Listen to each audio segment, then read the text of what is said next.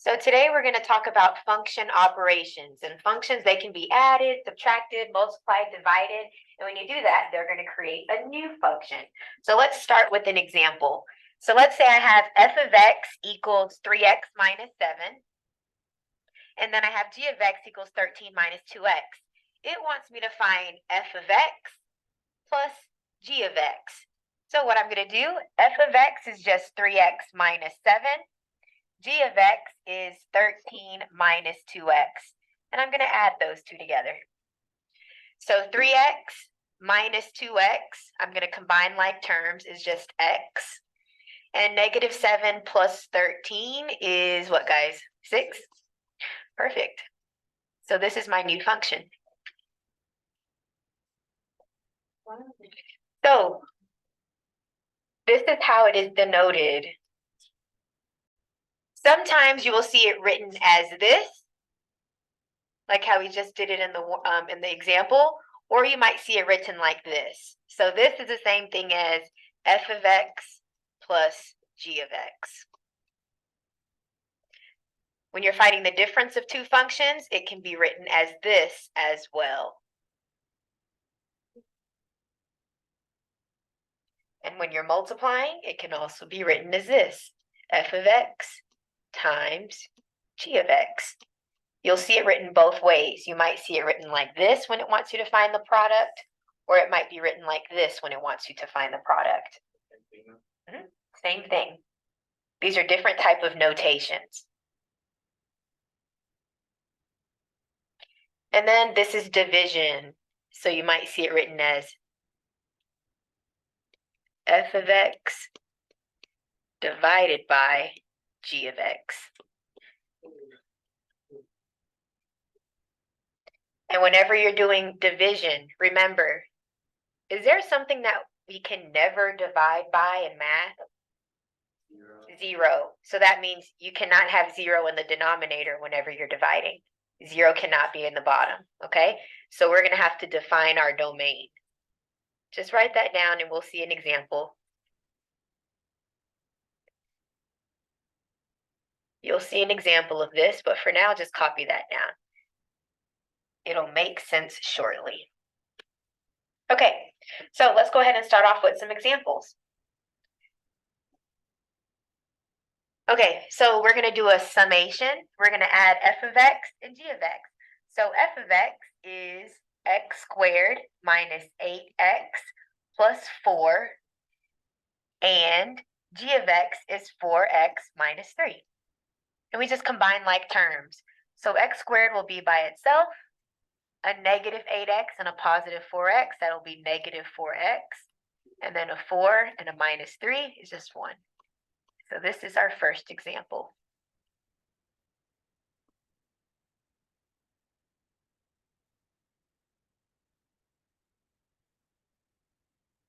Next, let's do difference. We're going to subtract.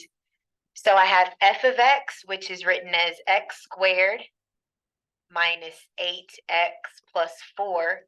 And I'm going to subtract, and guys, this part is important.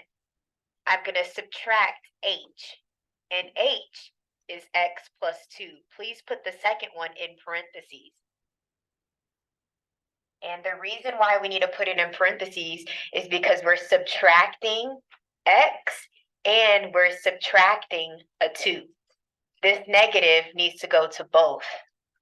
So whenever you're doing the difference of something, you need to put the second one in parentheses, okay?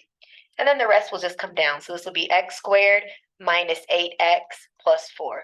So notice, compared to addition, substitution has an extra step. Make sure you put that in parentheses and distribute that minus sign, okay? And then we have x squared, negative 8x minus x is negative 9x. 4 minus 2 is 2. So this is our next example. All right, any questions so far? Okay. So it's pretty much just like combining like. Yep, combining like terms. All right, next, let's do number 3.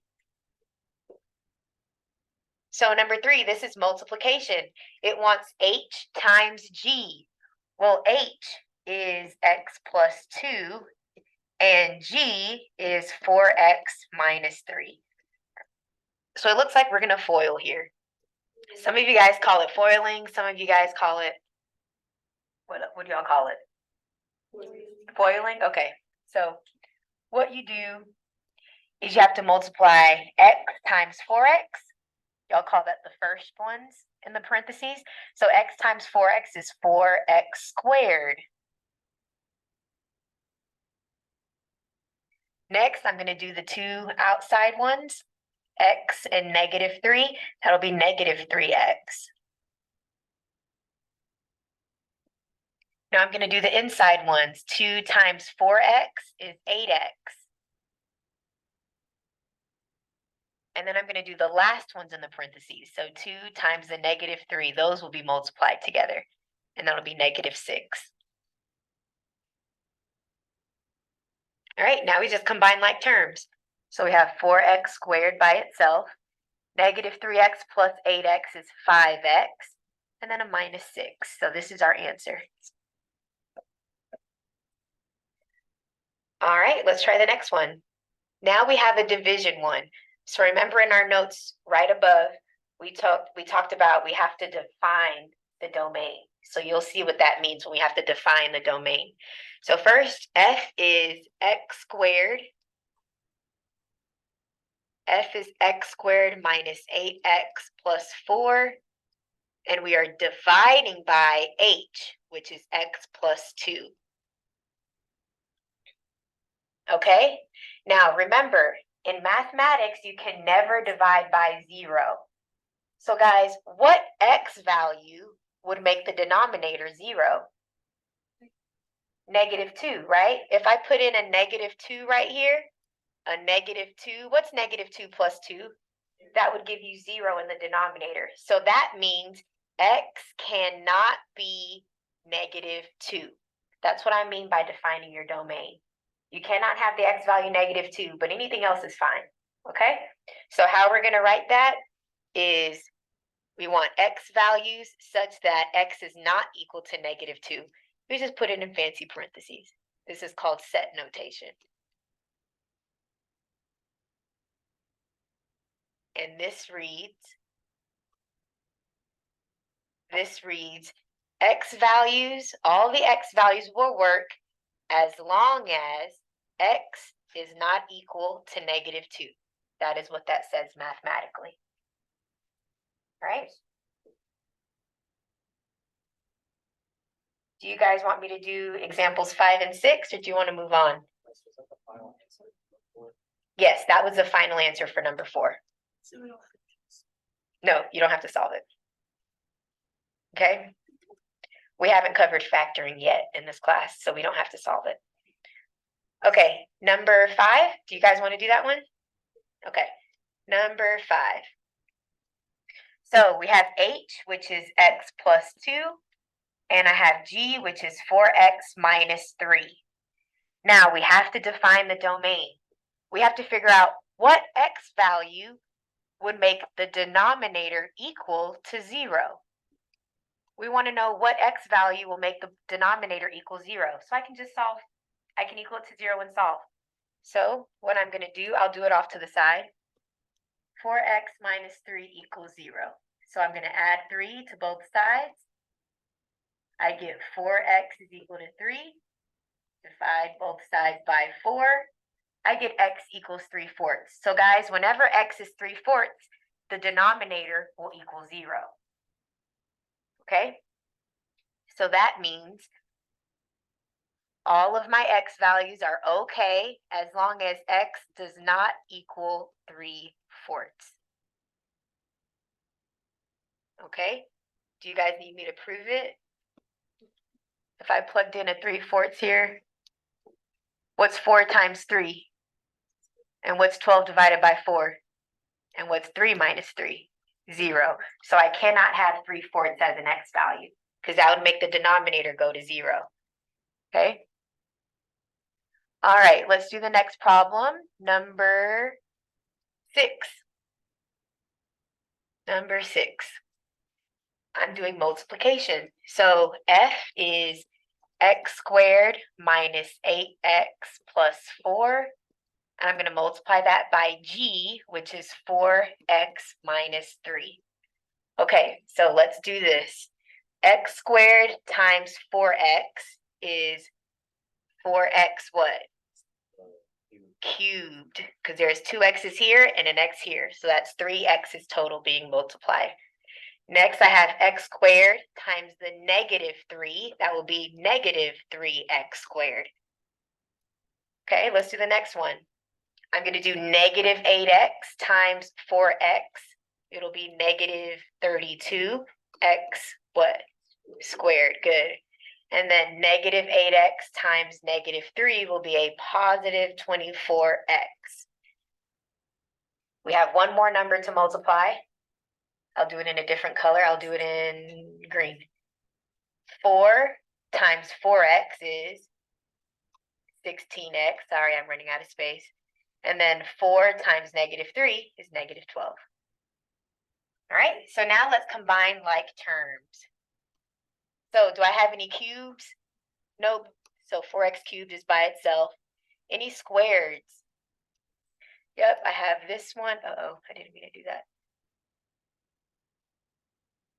Okay, so I have this squared and this squared.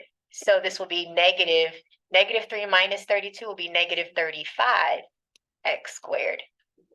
Okay, y'all see the x's? 24x and 16x is what? 40x. And then minus 12. So that is our answer.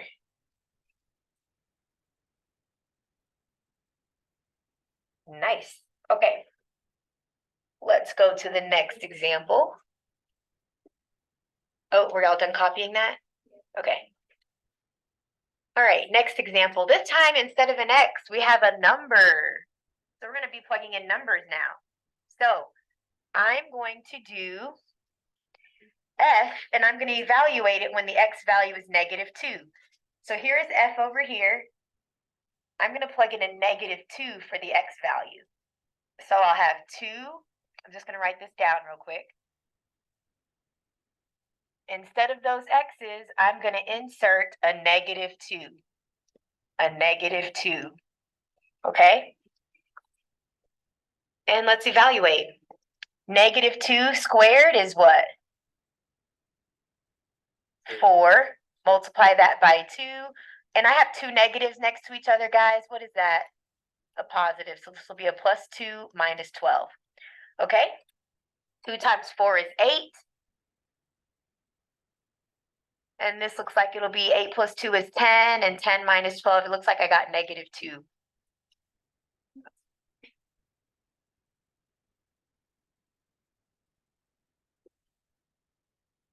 And then we'll do the next one. We'll do G. So first, I'm just evaluating what these functions equal when you plug in a negative 2. So now let's plug in negative 2 for the G function. And I'll get negative 2 plus 7. And what's that answer? 5. Okay, so guys, they want me to add F and G when you evaluate it at negative 2. So my F value was negative 2. My G value was 5. Add those together, my answer is 3.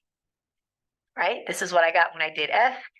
This is what I got when I got G.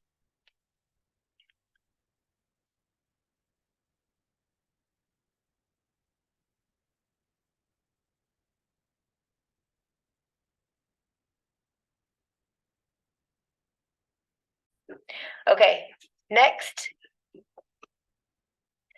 we're going to do F, and we're going to evaluate it at 8. So I'm going to plug in, I'm going to plug in 8 into this equation. So I'm going to plug in 8s this time. That's what they told me to do, 8s.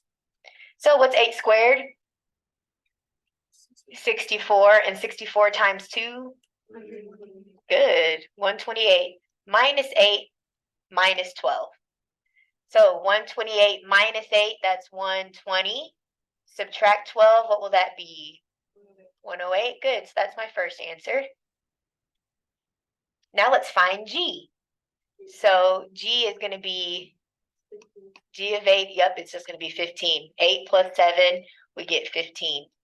Okay, so what this problem wants me to do, they want me to subtract F and G. So for F, I got 108, and I'm gonna subtract, what did I get for G? 15. And what is that? 93? I'll take it. Nice job. Okay, do y'all need me to do numbers 9 and 10? No?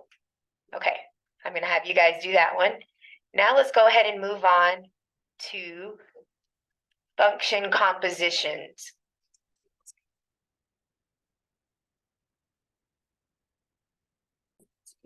Okay, actually, we're gonna cover compositions tomorrow. What we're gonna do is operations practice. I'm gonna hand out this coloring activity.